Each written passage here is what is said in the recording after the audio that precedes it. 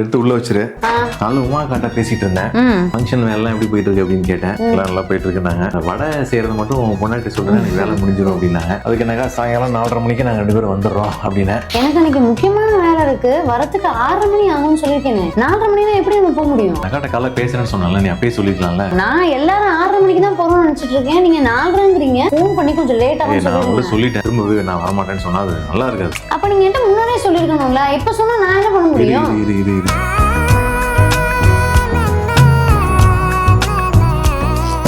Friends, பேச்சு தசை மாதிரி பிரச்சனையா போகுதுன்னா ஒரு சின்ன பிரேக் கொடுத்து பேசி பாருங்களேன். அது எப்படிங்க கோவம் வர்றப்ப பிரேக் கொடுக்க முடியும் அப்படின்னு கேக்குறீங்களா? நாம இது வரைக்கும் அதை செய்யாதால தான் நமக்கு அதை செய்ய முடியுமா அப்படின்னு தோணும். ஒரு தடவை ட்ரை பண்ணி பாருங்களேன், உங்களுக்கே வித்தியாசம் தெரியும். ஒரு 1/2 மணி நேரம் தான் ஆகும். நான் என் வேலை முடிச்சு வந்து செஞ்சிருவேன். சூப்பர். தென்கிழக்கு தேன் சிட்டு செம்பருத்தி பூ மொட்டு செல்லம் கொஞ்சுதே தாலாட்ட